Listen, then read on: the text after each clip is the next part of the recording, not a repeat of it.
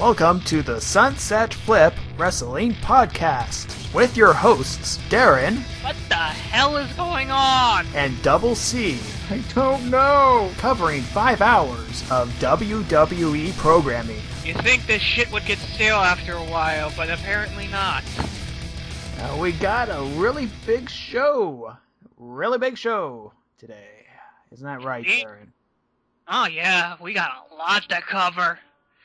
Oh good lord, do we have a lot to cover. Yeah, we got a Smackdown, we got a Raw, and we got a pay-per-view. And we also, well, that Raw, the fact that this Raw is very special Raw. Oh yeah. Yeah, kind of, usually they give us a couple weeks to prepare for this. Not this time. No, they just threw it in our face. Said deal with it. Yeah, it's the Slammy Awards. I didn't think the Slammys would be this big. I remember listening to Spoonie last year talking about the Slammys, and they said, and it didn't seem like it was as big as it was last year. No. It was like seems bigger for some reason. I don't know why. Maybe it was because they're in Philadelphia and they decided, fuck it, we'll get everybody from ECW back. Yeah, and the gimmick with this one is that they're using their app thing for voting, and it's exclusively on that app.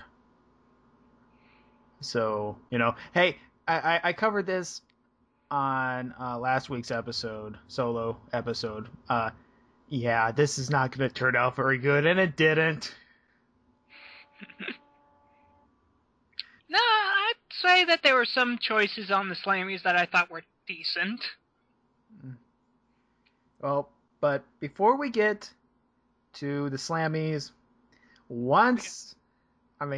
every single week, we got to get through Smackdown first. Alright. Let's get this crap over with. Yes, Smackdown from the 14th of December, 2012. The show immediately starts out with a match. The Big Show versus R-Truth, with Antonio Cesaro and Sheamus on commentary. Hint, hint, this is hint, important. Hint. They're gonna get involved somehow. Yeah. And actually, they do. To keep the match short, Big Show punches R-Truth, gets the win. Mm-hmm. And then Big Show and Sheamus are talking to each other, really close, like they always do. It's like, oh yeah, you want to beat me? Hit me right here. And then Antonio Cesaro pushes Sheamus into the Big Show. Now, don't know why. Remember, they have a no contact clause in the contract. Big Show just thought he won the lottery. Mm-hmm. So he goes backstage with Booker T. He's like, did you see that? Did you see that? He hit me. Ow, my shoulder is hurting so much. Yeah. And Booker T is all like, I don't care. The match is still on. To be... well, you could word it in a way. I'm pretty sure, they probably... I didn't see it, but I'm pretty sure they probably worded it in a way he didn't... It was an unintentional contact. And it has to be more intentional, I'm guessing, for the contract to be null and void. You would think so. We'll get to that later. So, I would logically put that into a contract of legal binding, just on the off chance that some asshole pushes me into the... I'm just saying, there's a case there. Yeah, there's a case. Okay, so, in the ring, we have Damien Sandow. I originally thought this was going to be another interview, but no, he introduces Cody Rhodes' mustache. Everybody is going on about this mustache. And to be fair, it's not the greatest mustache in the world. I'll give him that. That's the joke. It's a horrible mustache. Yeah, I know it's a horrible mustache, but everybody's going on about this stupid thing. I go on a lot about this. And to be fair, it's like, really? He looks fine with...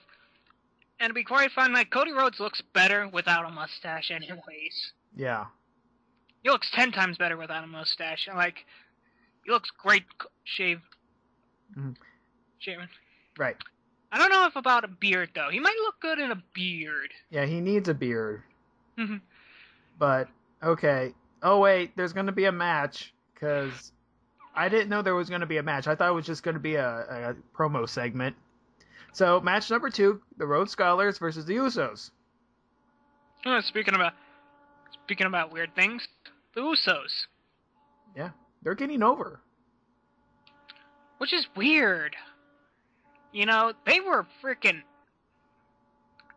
in the background through most of last year, if I remember correctly. Like, they were so far back that they rarely appeared on Superstars.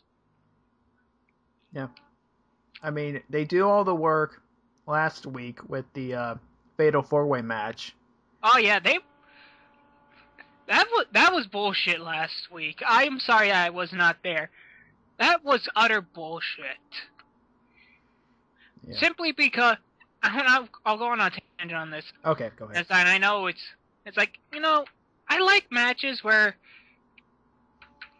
both sides seem competent enough that they could win a match. In this, it just felt like a cheap win for the Rhodes Scholars. Like, the Usos, like, beat all 3 different guys, which is a feat among itself, especially for them being the frickin' Usos. But then the Rhodes Scholars goes, oh, wait, pop, we're back. Heck, we win.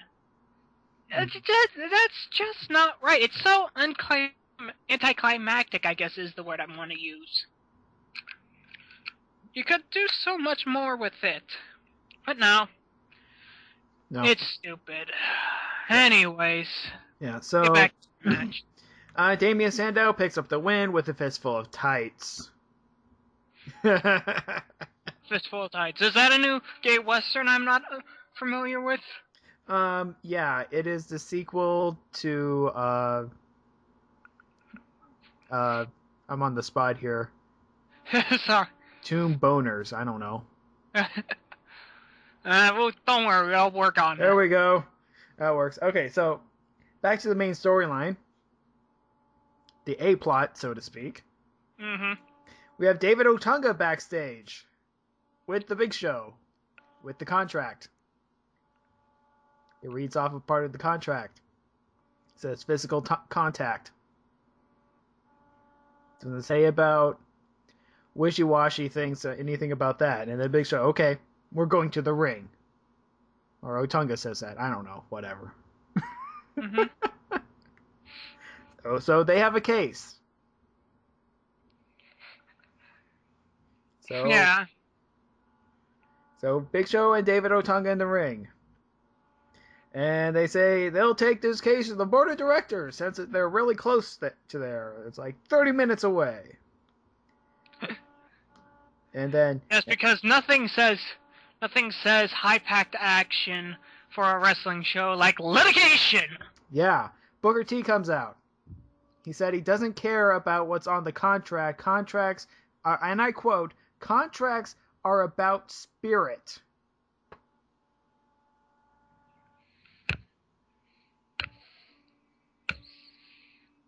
No, they're not. I'm glad I didn't see this. No, contracts. I'd be headbutting the TV at this point. You want to go on this one? Contracts are not about spirit. They are legal documents. If one thing happens, another thing happens. There was physical contact. The Big Show does not have to put a title on the line. Sure, that throws a big monkey wrench at the pay-per-view, and we know that the match is going to go on anyway, but you kind of... Plus, you also figure that, you know, something like this, you'd have to say intentional contact. Like, if you were speaking good legalese, and not just using vague terms. They would use phrases like intentional contact. So, okay. I mean, David Otunga is, of course, a heel, so he would pass forward through this and say, it doesn't say anything like that. At all, it says contact. It says contact. Yeah. But it says intentional contact. Well, it's still contact. Yeah.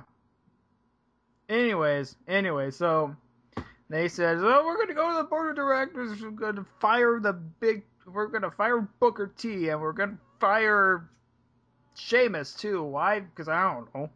Because we're upset and because we're mad as hell. And we ain't putting up with this shit anymore." Sheamus comes out with a chair. Sheamus threatens Big Show with violence. He says that he's going to hit the Big Show with the chair repeatedly if he backs out of the match featuring chairs.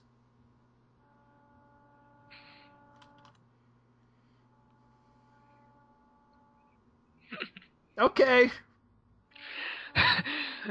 And threatening violence.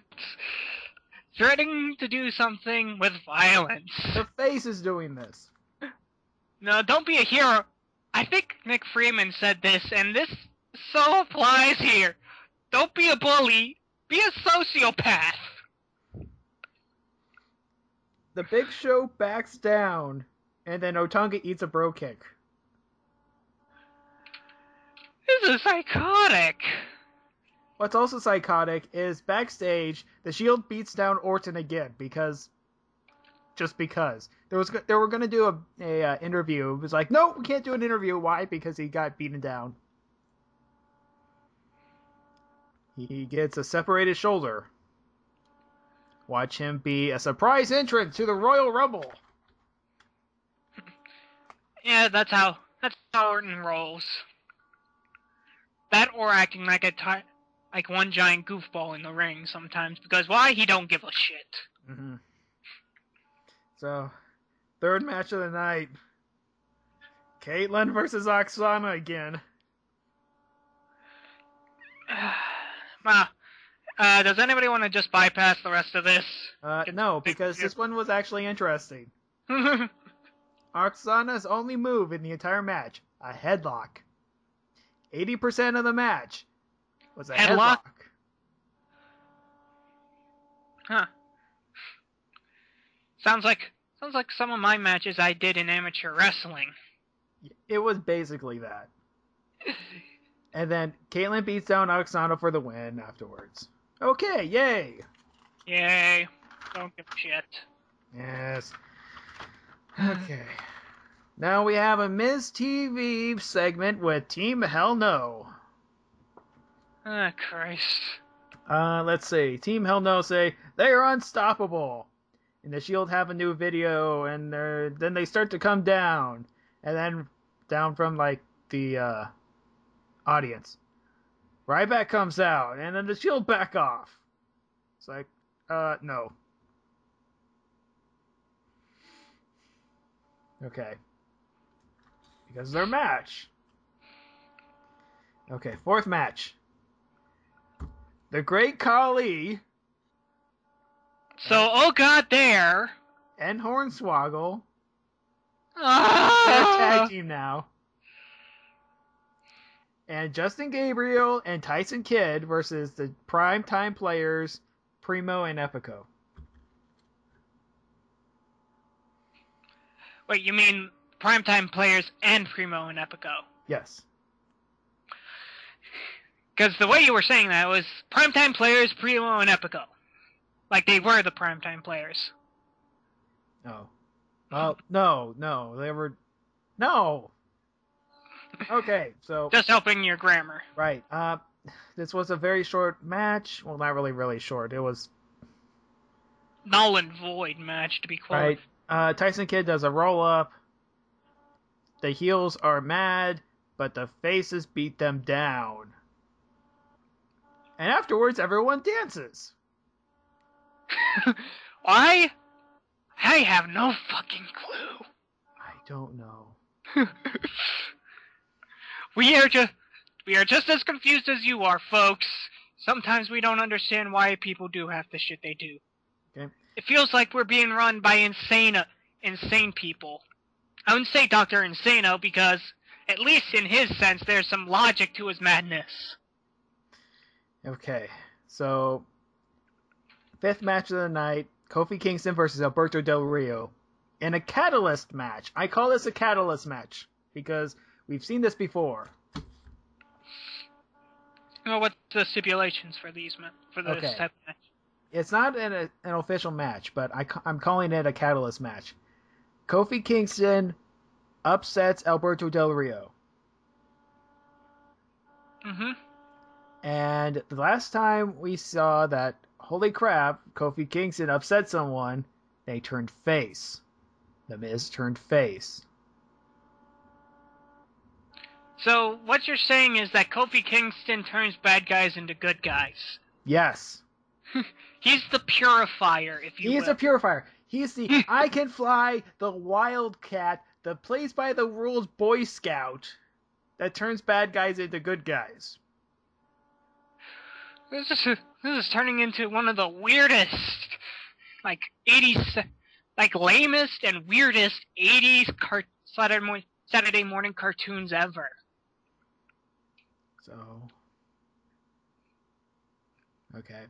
So, anyway, so yeah, Vanilla Kofi defeats Alberto Del Rio. Vanilla Kofi? Yeah, I'm calling him Vanilla Kofi from now on. Now you're just being racist. I'm not being racist about it. Anyways. Main event time. Sheamus versus Antonio Cesaro. Now this sounds like it would be a decent match. Mm-hmm. And actually it was. It was one of those bang out, drag him out, slobber knockers, all that good stuff.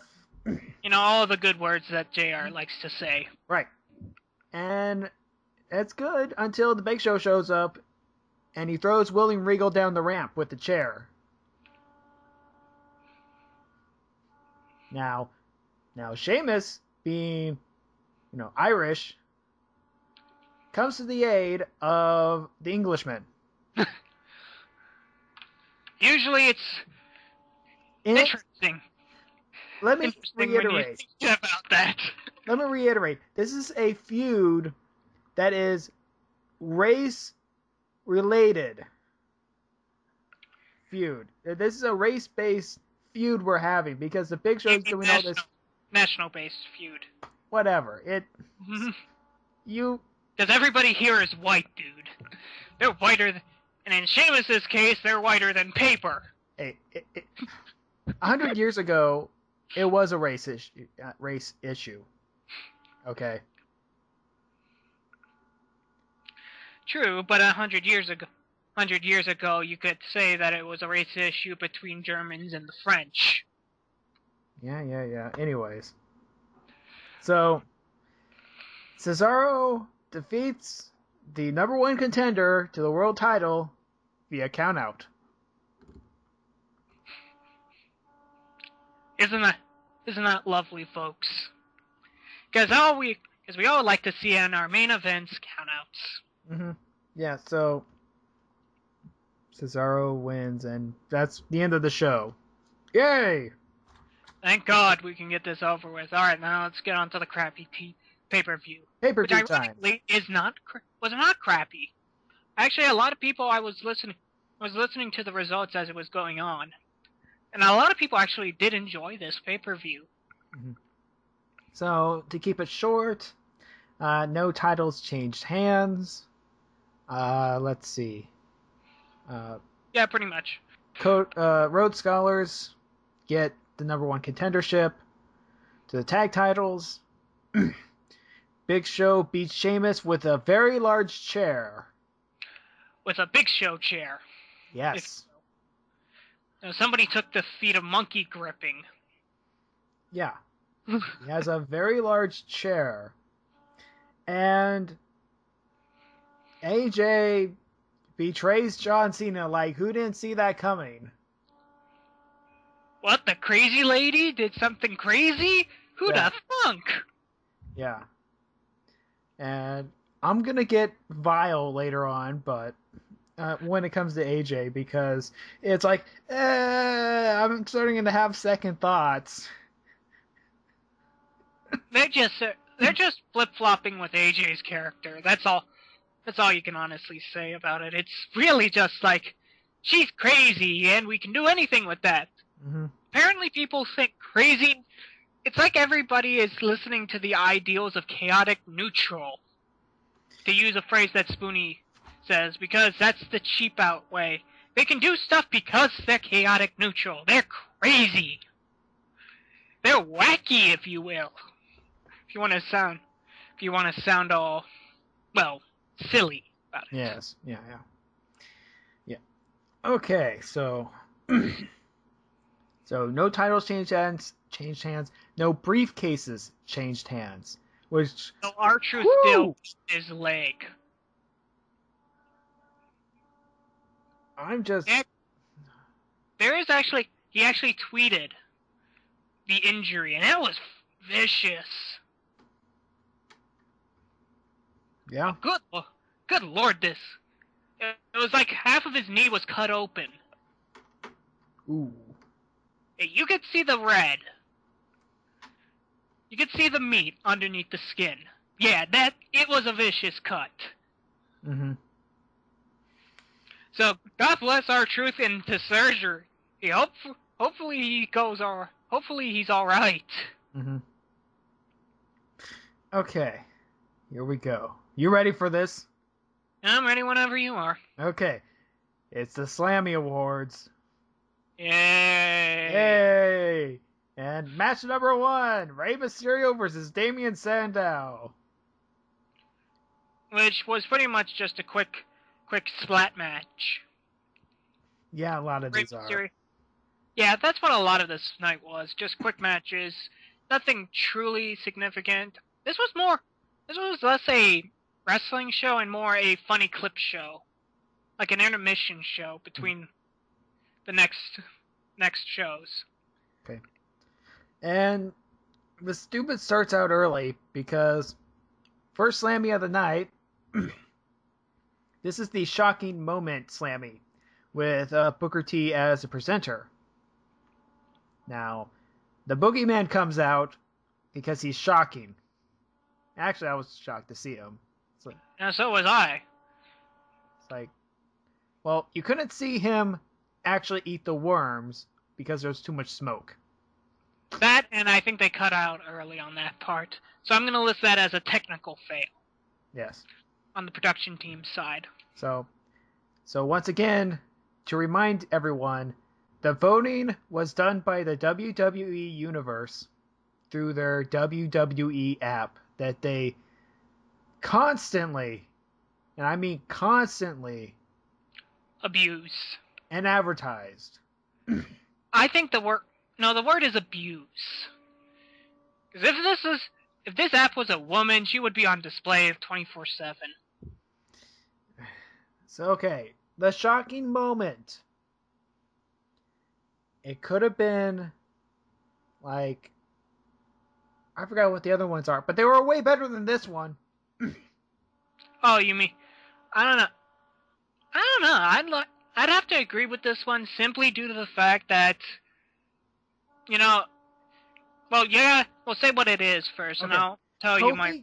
Okay, Kofi Kingston's Royal Rumble handstand. That was the most shocking moment of the year. Oh! Nope. Now, excuse me wrong if I think about this, but didn't CM Punk's like little rant happen before the other for last year's Slammys? That was like, I don't know. Yeah, he got something for that. Okay, so we can mitigate that part out. Right. Now what would you say if you had a choice in all the things that have happened? Would you say was your most shocking moment? Probably. If you'd have to choose it. The 18 seconds with Daniel Bryan. Not necessarily in a good way, but it was the most shocking. I can see that for you. But I do have to agree with the Kofi Kingston thing, simply because I would not have thought that. John Morrison did that every year in the Royal Rumble. Well, I didn't watch. Well, you have to remember also, I'm just coming back into wrestling. John Morrison was a guy who did parkour. That was kind of his thing. You know, he had the look. He had like the 8-pack abs or whatever, and he was all like, I'm the shaman of sexy, and I have gimmicks, and everybody liked him, but he couldn't get the job done. He couldn't get all the way over, even though he was my pick to become the Royal Rumble winner, be like Shawn Michaels, all that, blah, blah, blah, blah, blah, blah, blah, blah. He gets knocked off. He holds on to the barricade. Gets back into the ring. It's like, what? How did he do that? Well, I think they're pretty much making Kofi the new trying to do John Morrison's thing, but it's working better with Kofi Kingston. Kofi Kingston, I'm going to do a handstand.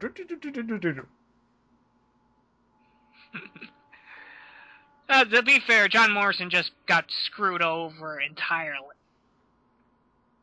Yeah. He could have been the next guy. But because of bad luck and horrible timing and bad booking. And Melina. But yeah, and all that stuff. Okay. He got screwed over, which is sad because I really liked John Morrison when I was watching. Mm-hmm. Okay, here we go. Second match: Eve versus Caitlyn. Pass through this match. It was a stupid match. Caitlyn wins with Gutbuster. Moving on. Slammy time with the New Age Outlaws as presenters for Comeback of the Year. You know what this was going to be. It was going to be Jerry Lawler's heart attack thing, and he comes back. You know. Which honestly, that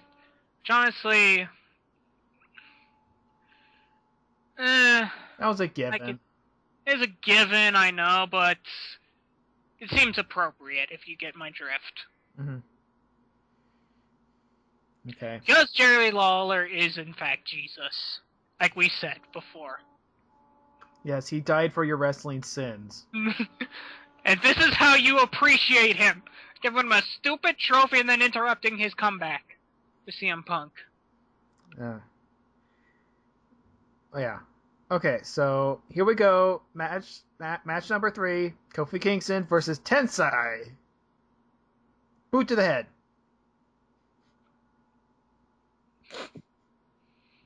Pretty much. Yeah, boot to the head. Boot to the head. This shit's done. Now into the Slammy. Barrett beats up on Kofi because he's mad about losing his title match. Yay! Slammy time! Kiss of the Year! Presented by Vicky. I wonder who's gonna win this one. Well, is there anyone that didn't have AJ involved? Nope. It was all AJ. People picked the AJ and John Cena one.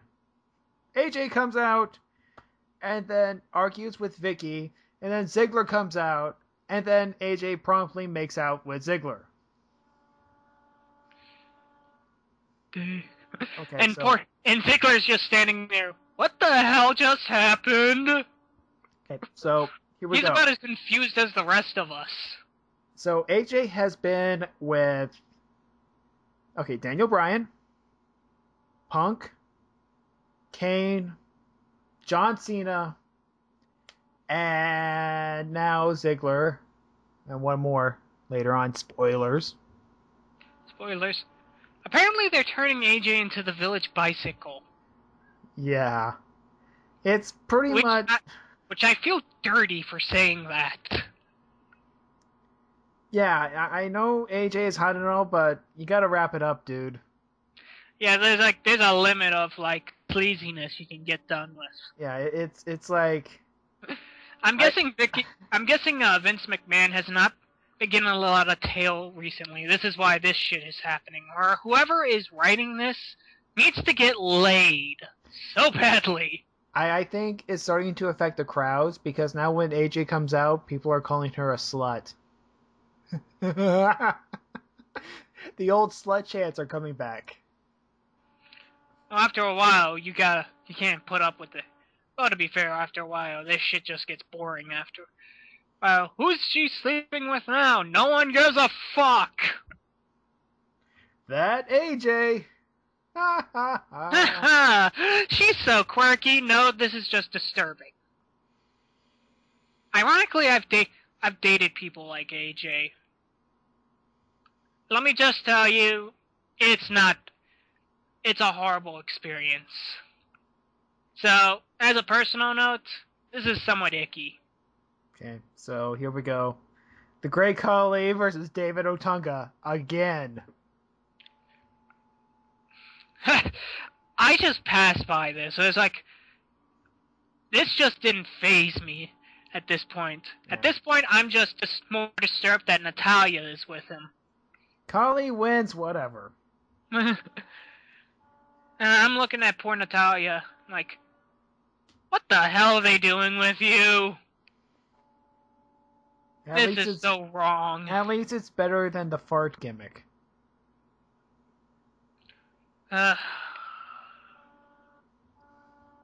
It's better. Not by much.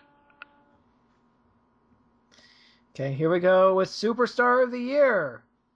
Presenting with the presenter of Ric Flair, who spoiled it for everyone before the commercial break. Because some dumbass forgot to turn off the mic. So So again, another technical failure by the production team. I've said this on my Twitter. Usually the stupid is in front of the camera, not behind it. Yeah, these 3-hour Raws are starting to get to them, I guess. Then they need to hire new people who are less incompetent. Okay, so let's go. Okay, so Superstar of the Year. Though it is good to see Ric Flair back. Oh yeah, definitely. He's starting to go bald. Of course he's been going bald. He's old as hell. He's older than frickin' dirt. The fact that he's been able to hang on to his hair as long as he could is a frickin' miracle on itself. Okay. Superstar of the Year. The people have voted. My pick was Sheamus because he's done the most and people really, really, really, really like him. Nope. I would say Big Show. For the fact of how much he's been going over as great as a heel. Right. But again, we have the universe to decide this. Guess who they pick? John Cena! Of course. You choose fucking Superman in every goddamn way. John Cena, the Superstar of the Year who has had the worst year in his career. Yeah, this has been a horrible year for John Cena. Yet somehow he still gets Superstar of the Year. You get tempted by the dark side in January. You lose to The Rock. You almost lose to Lesnar. You go on to Money in the Bank, cash it in, and lose that one. I mean, you didn't win. That's just the same as losing. Still losing. Right. And you lose pretty much every single pay-per-view match you're in. Pretty much. And then you lost again at TLC.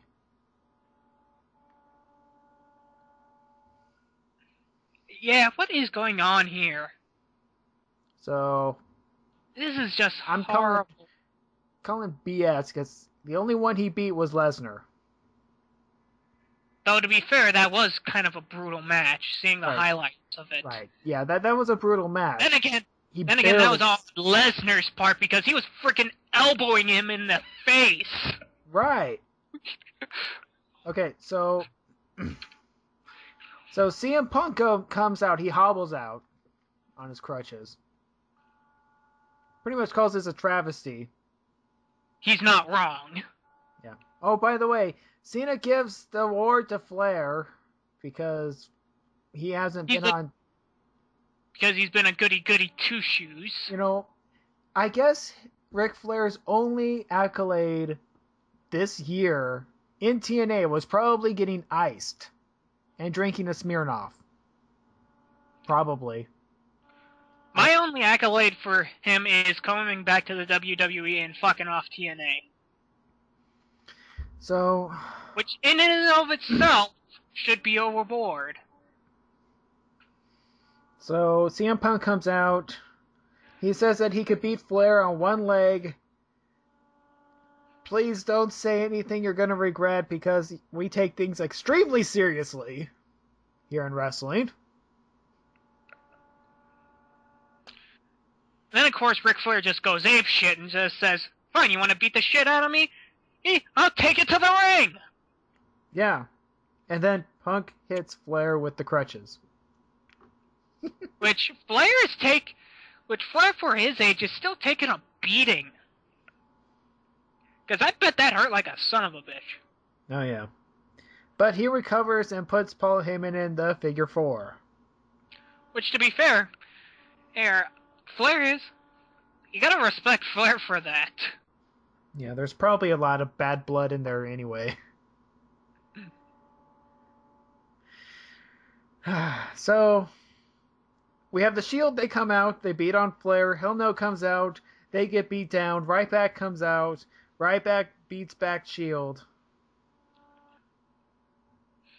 Yeah. Yeah, pretty much. And then everybody holds up Ric Flair because he's awesome. Yay! Which, to be fair, I did like this segment simply because Ric Flair is insane. Yes.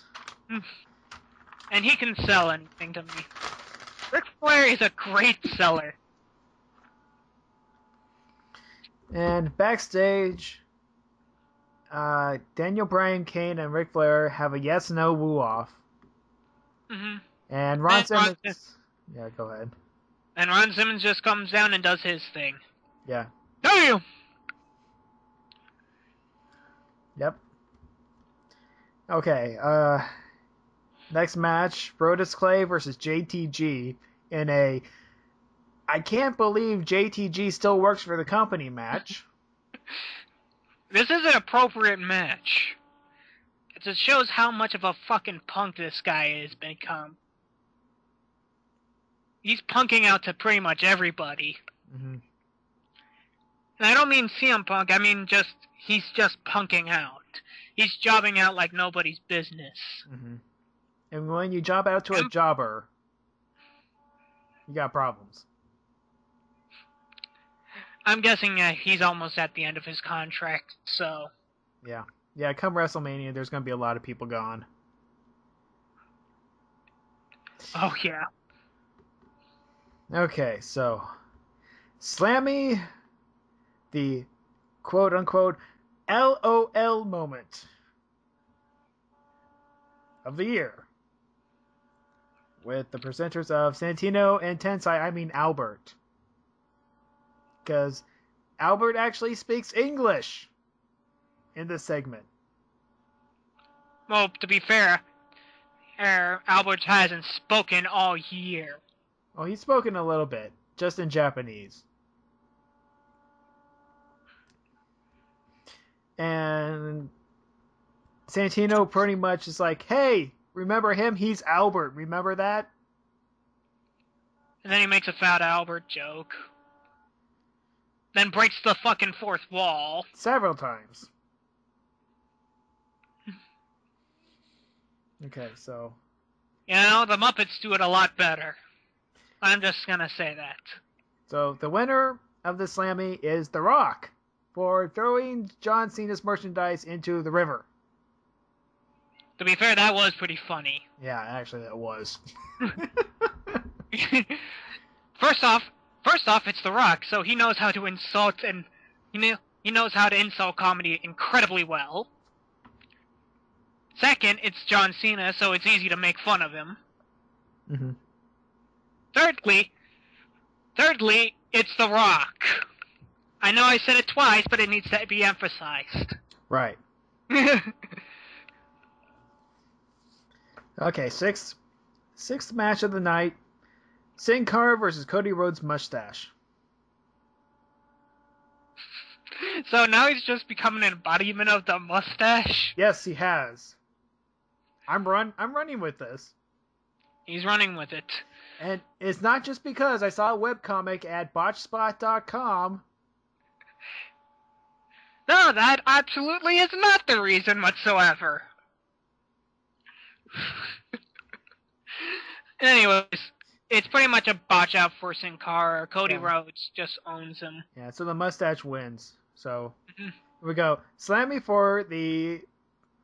They call it the hashtag. I call it the social whatever of the year. The whoring out of the year. Yes. And is presented by Zack Ryder and Layla. Now, I would think that Ryder would be a shoo-in. No. To be quite honest, I was pretty much saying it's gonna be Ryback simply because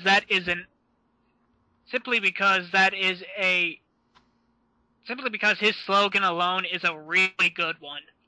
I know it's a very standard monster slogan, but it's working like it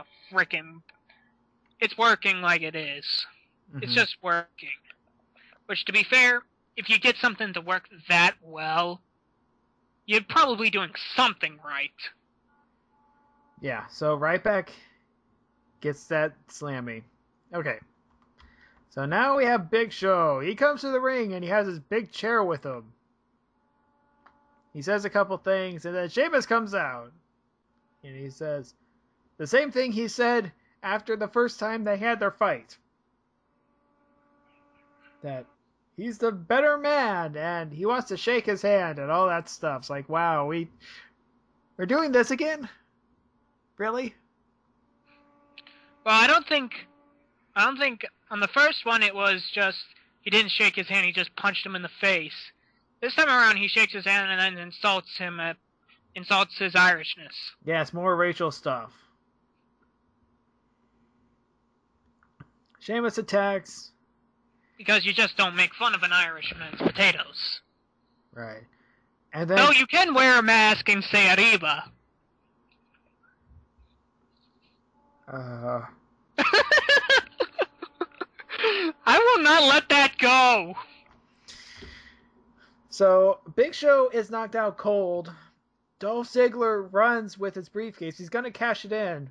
Oh, I love this part from, I was on Twitter when this was happening, and, once again, Y Ruler Time is going, yes, yes, yes, yes, yes! I know, I was going, yes, do it, do it, do it, do it. And then suddenly John Cena comes out, and everybody says, fuck, fuck, fuck, fuck! Yes, sudden John Cena. I knew that was gonna happen so badly. I know that makes me sound like a jackass. I know it does. Really, but when you're as cynical as I am, and you've seen this shit so many times, you know what's happening. You know that was way too easy of a payoff. Though I would have wanted to see John Cena walking out, waiting until the bell gets rung. And when Dolph Ziggler goes for the pin, he knocks him on the back. It's an automatic disqualification. Big Show keeps his title, and Dolph Ziggler loses his briefcase. Right. That would have been interesting. He should have waited for 2 seconds. Yeah, but he can't because he's the good guy, and that's a heel thing to do. No, that would actually have been a smart thing to do. This is not about heel or good versus evil. This is being smart versus stupid. If you want to hurt him a little bit better, you do the smart thing. Right. Normally, yes, but this is a industry where good people do stupid things constantly. As the trope goes, good is dumb. Okay. The 3-man band versus Alberto Del Rio, The Miz, and Tommy Dreamer. Before you go on this one, I was laughing the entire way because if everybody else noticed, Alberto has turned face. Yes. Which I can see working. Well, as I can see The Miz working as a face. Because, people can get behind the old aristocratic thing, and he is actually a really decent wrestler. As well as when he was going out, his trunks are now back to the old white style. Mm-hmm. And I was laughing my ass off because you can tell what... Because apparently now his heelness is now coordinated with his color of his shorts. So when he's black, he's a bad guy, but when it's white, he's the good guy. It's a Western thing, the Western movies. I know. I find it hilarious still. And during the pay-per-view, they did the same exact thing, but the special third man was the Brooklyn Brawler, which the Brooklyn Brawler got the win, and if you get beat by the Brooklyn Brawler, you have issues. You have major issues, because he, as far as win-losses are concerned, he's at the bottom. He's always at the bottom. Doink has more wins than he does. And he's a fucking clown. Yeah. Ironically, he also beat Heath Slater. If I Gilbert has a better record than the Brooklyn Brawler. Do you know why? Because Gilbert was a champion. So I must have meant he won at least twice. Yes. One for the contendership, one for the championship. Or something like that. It doesn't matter. We're being generous on that end. He could have probably just cheated out and won once. So, the match itself. Though it is nice to see Tommy Dreamer. Yeah. Away from fucking TNA once again. Yeah, I'm thinking, let's see. ECW, let's see. Who are they going to bring out? RVD? I don't know if he's still working at TNA or not. He is. Let's see. Sabu. No. He's probably almost dead. Let's see. Who else? Sandman? No, he's drunk. Let's see. Raven? No, he's probably somewhere in a hole. Yeah. We got Paul Heyman back. The Dudleys? No. No. They're still feuding over in TNA. Yeah, it's like, Tommy Dreamer. I was going to say Taz, but nope. No. That'd be too obvious. Yeah. Tommy Dreamer. Yeah, okay. I can live. To be quite honest, Tommy Dreamer is probably one of the better picks, simply because, he still looks pretty fucking intimidating. Yeah. He is a big son of a bitch. So, match rolls on. The three-man band are really outclassed here. Pretty much, so. Yeah. So most of this match was Miz getting the shit kicked out of him. Mm-hmm. Right. And Tommy Dreamer wins, which I wrote that down and I go, wait. No, I guess he did. Well, it's not as odd as it should be. I mean, one of the biggest feuds from ECW was the whole Tommy Dreamer Raven thing, if I remember correctly, from Spoonie's Wrestle thing. He's talking about how that's the one thing Tommy Dreamer couldn't beat was Raven. Which I might add, we beat him in episodes. Mm-hmm. Number of episodes. Ha! Take that. I need a did you know graphic. Yeah, well, you can put it at the end of the video. Yeah, hell, you could put it in the description of the video as well. Yeah, I'm gonna do that. I'm gonna do an acapella version of I don't know some Nickelback song. Just some fruity Nickelback song. Or I'll do some Creed. How about that? Will you lay me higher? Or some shit like that. We don't know. Okay. Here's the Slammy for Rookie of the Year. Gee, I wonder who this will go to. It's Ryback! Woo! With Sheamus presenting. Yay, okay. Which, to be fair, Harry is actually a decent presenter. Yeah. Like he said, he won Rookie of the Year 3 years ago, and he's gotten pretty far from his life. And I have to agree, this does help out.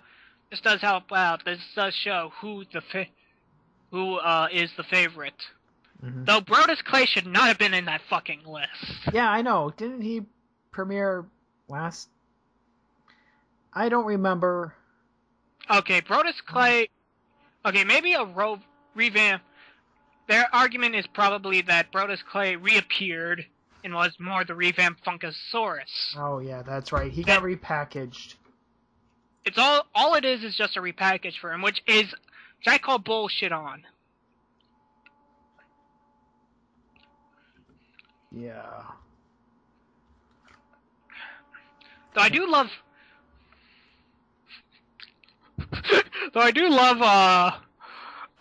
what Ryback says. It was an Owen Hart quote. And this is gonna be in horrible taste, I know. But I thought he was gonna say, "Ah!" Too soon. I don't care if it was in '99. It's still too soon. In 50 years, it'll still be too soon. I'm sorry. I can't help myself. We're gonna be on WrestleMania 75, still doing the show and saying it's still too soon.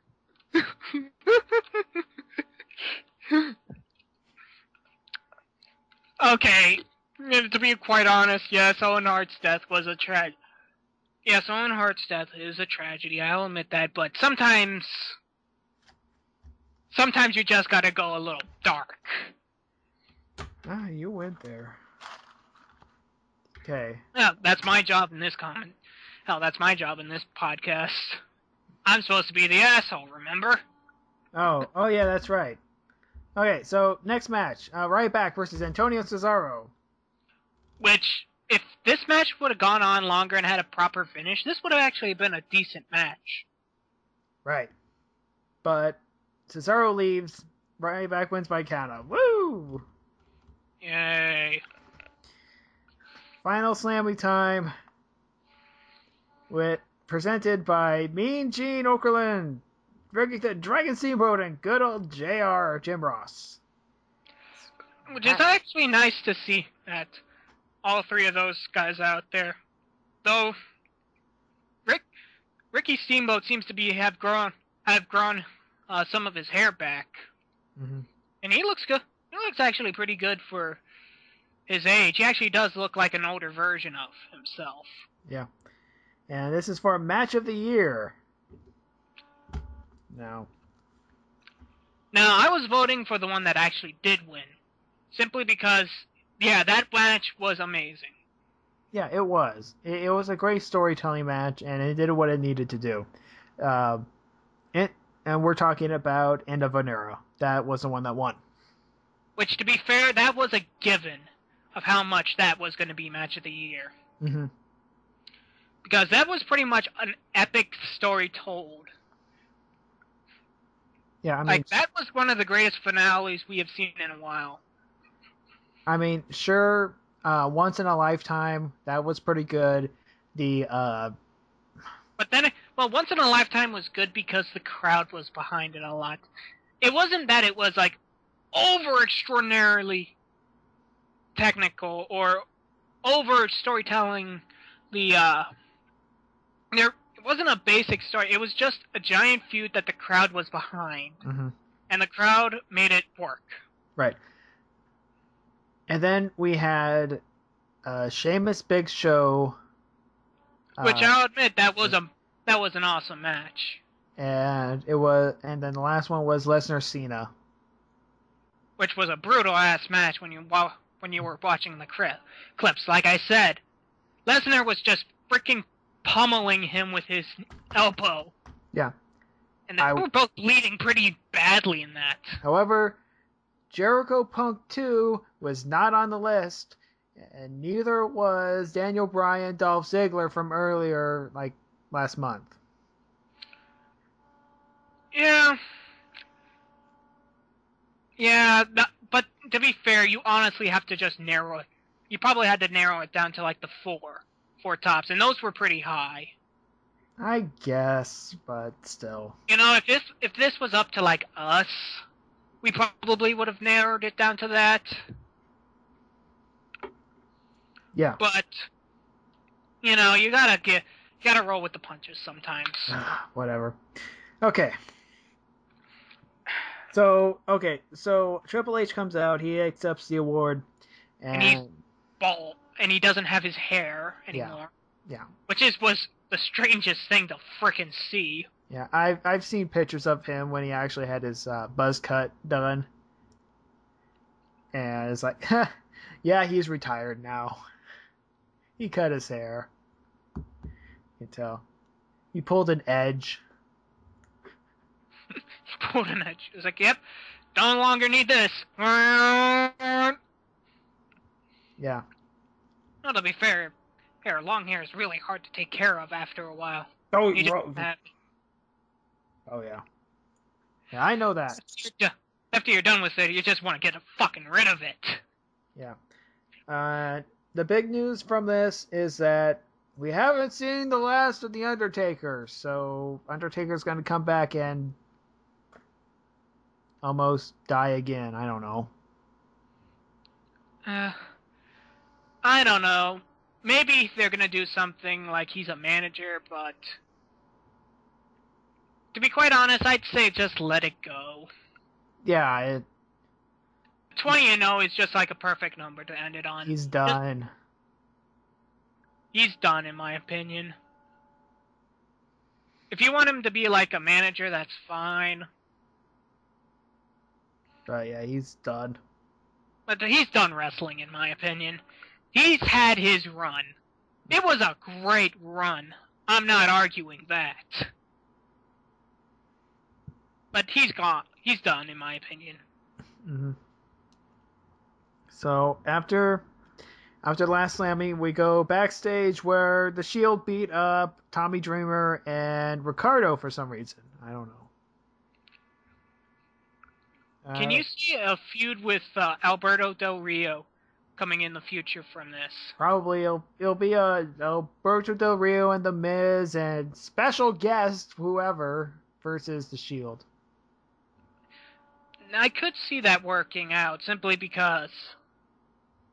Actually, no, I can't see this working out. Some alumni guy and be like. Maybe, I don't know about. I'm turning on this one about in my head, and I can't think of how it's going to work out, so I'll be pleasantly surprised with the rest of us. Okay. So then AJ comes down to the ring, and there's going to be a match that's really bizarre, but hey, whatever. But she orders a ladder, and she gets on the ladder, and she's on the ladder. She says, the reason why I did what I had to do the thing I was supposed to do, was Vicky comes out. And this is about the point where I almost yelled at the television set. Yeah, this is the point where I said bullshit. And I have put up with all this last night, mind you. Mm-hmm. I was perfectly fine with this. This was the Slammys. You know, it wasn't meant to be a major thing. This was the break time. You do just silly shit in between. Sure, why not? Fine, whatever. That's what the Slammys are for. It's not meant to be real. It's meant to be just a break time for the wrestlers. Yeah. But no one cares about the reason you're doing this. The reason why I'm doing this is Vicky comes out, and then she's all like, no, we're going to have a match. Now, she says the match earlier with, like, that, but she just interrupts, like, saying, no one cares about why you're doing this. Everybody just wants you to get the hell out. Yeah. Which I'd have to say bullshit to, because I'm actually quite interested in hearing her reasons. they're probably insane beyond all recognition, but at least it'll give a fucking reason. I'd at least like a reason out of this. I don't want to hear it just 'cause. Which, it's just becoming. All this is happening just 'cause. Right. And that's the stupidest way of showing how you write a story. Okay, the stupid feud between Randy Orton and Alberto Del Rio. There was a reason why Alberto Del Rio feuded with Randy Orton. He wanted to be the new Apex Predator. Right. I can see that. Just 'cause, the feud between John Cena and Dolph Ziggler. John Cena's fighting for AJ. John Cena didn't like what Dolph said about AJ, and they started a feud because of that. Mm-hmm. I can get that.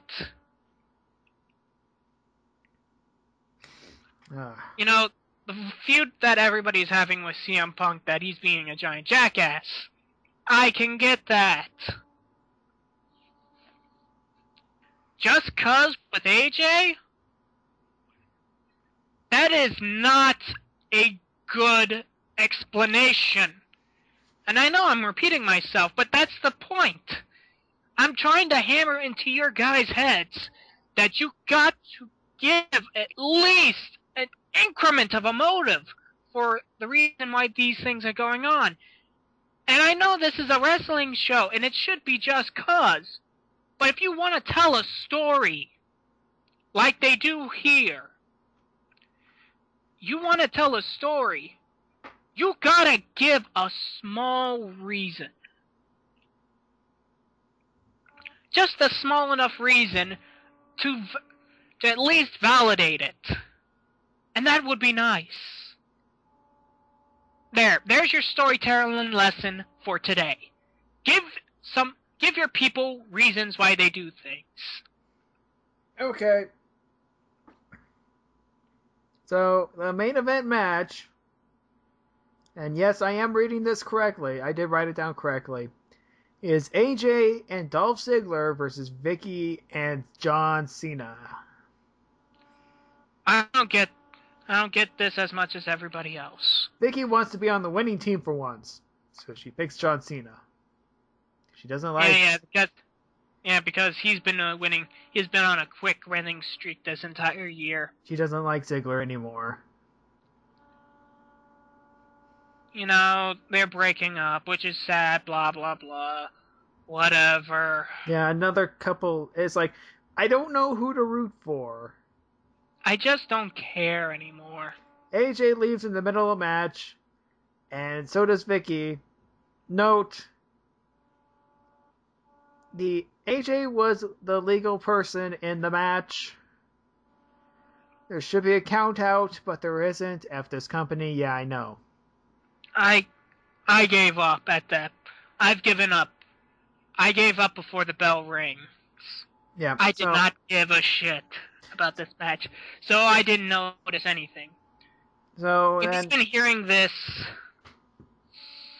I just am infuriated. Okay, so after Cena and Ziggler fight for a little bit, AJ brings out a new person. And Cole goes, wait, that's, oh, that hurt. It's Big E from NXT. Which would have been awesome if NXT had a national, viewership and all that stuff so we can actually see them without going the pirate route. But, whatever. Whatever. So Biggie Smalls gets in the ring. Yeah. Muscular Biggie Smalls gets in the ring. Mm-hmm. Yeah. And I'm just going to call him Biggie Smalls because it's easier that way and it's funnier. Okay, sure. And beats up Cena, and I'm like, what? Why do I care? Okay. Now, at this point, I'm just looking at this and saying, I guess it's that time of year where we have to shuffle into the new people, into the rookies into the spotlight with Raw. Actually, I'm guessing they're getting more new people for NXT. Yeah, I think, and that's a good thing. It's a good thing, yes. NXT is working the way it should be. It's a good thing, yes, but it feels weird. If you get my understanding. Well, I think it's the fact that they're actually acknowledging that NXT exists, because they didn't do that for Ohio Valley or for the championship. They did. Yeah. Yeah. But also it's weird because it's because they're interrupting like the main storylines and stuff like that. You know, with the Shield, with Biggie Smalls coming in. It's just like feels like they're more throwing them as a wrench into the whole operation than just trying to gradually put them in. Mm-hmm. So it's working, yes, but it's working kind of clumsily. Yeah, it's like, whatever. We'll see how it goes. And special programming note for next week. We'll be doing the episode probably on the Wednesday. We'll have a special Boxing Day episode of the Sunset Flip podcast, and it's going to be a special episode. Oh, yeah, it's going to be special. Yes. We are going to talk about all the presents we got and how much better we are than you. Yes. Not only that, but I'm taking a look at my Blip account, which you can watch this on Blip or on YouTube, by the way. But on both. Like, subscribe, comment, please. Follow us on Twitter, whatever. But yeah. We'll follow him on Twitter. You can follow me if you want, but you're not going to like what I say. Yeah, I'm not exactly PG either. Anyways, when I take a look at the episode list, next week, if I include the old Dropkick episodes, the modern Dropkick episodes, and the Sunset Flip Wrestling Podcast episodes, next week is episode 50. I've only been here for 25. So, it's going to be a special one, because we're going to do a year in review. Oh, this is going to be great. I can barely remember what happened 2 weeks ago, and you were trying to do a year in review. Yes, let's do a year in review. It's going to be awesome. It's going to be a train wreck. It's going to be a horrible train wreck, but it's going to be fun. Yes. So that's something to look forward to on next week's episode of the Sunset Flip Wrestling Podcast.